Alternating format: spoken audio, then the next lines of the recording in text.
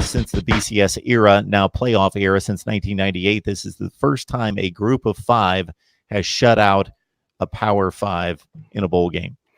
That is true and correct. This is also the first time in the history of the Independence Bowl that,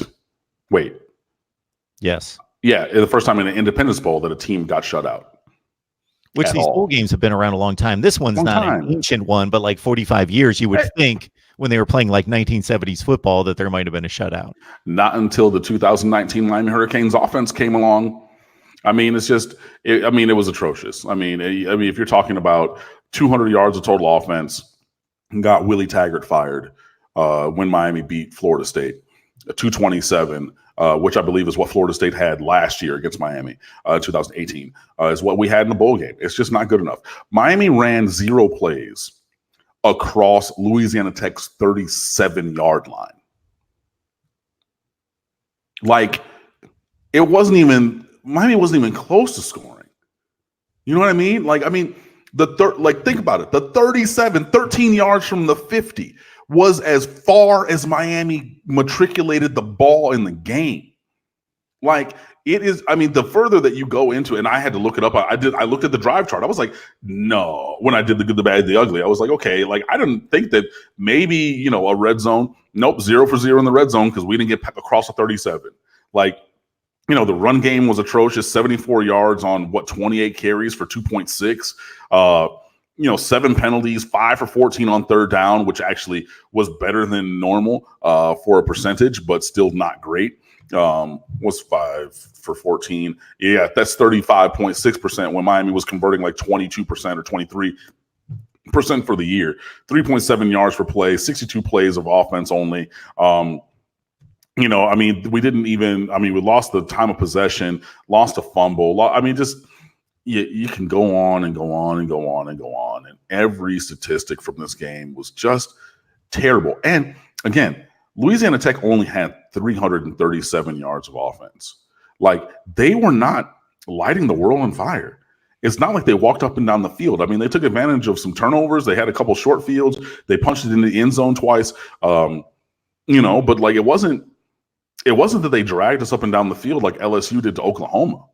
You know what I mean? Like, it was a 7-0 ball game, and Miami is driving for a potential tying score. But then again, driving is relative because we barely got across their 40-yard line. Through interception, they got it down inside of our 30, and then they punched it in at the end of that drive. And, the defense did what the defense could do, but there's only so much you can do without the defense actually scoring themselves. But yeah, the bowl game was atrocious. And like I said, the offense was fireable. It was a fireable offense in so many ways throughout this season. It was fireable again. The coaching the way that the team played, that was fireable. And so Dan Enos got fired or let go or mutually separated. But I struggle to see how that will be the only staff change. I don't necessarily know where you would go or what you would do. I would think maybe some guys on offense. It's been reported or rumored that maybe a guy or two on defense. Those coaching spots will be upgraded as well. But there's nothing about this program. There's nothing about any of these performances this year that should give anybody, just a carte blanche, freedom, security in their jobs. And that even goes to Manny Diaz because, look, another season like this and this time next year, we're going to be talking about Miami's new coach, and it won't be Manny. Hurricane Logan, thank you so much for the contribution on the Super Chat. And Taran Blow as well, who wanted Mario Cristobal. Many people did. And there was a great case to be made. I would have liked it. I'm not going to say that like I wanted him over anybody else or anything like that. I thought it would have been a really good fit. Especially from a recruiting perspective, because Oregon is beasting out there on the West Coast right now. You think about him with some guys down here. Hey, man, that would continue to raise the talent on the roster, and hopefully, if you coach them appropriately, then that will increase the performance as well. So there's a very good, strong case to be made. I was of the mindset that if we went and got Mario Cristobal, that would have been a good thing.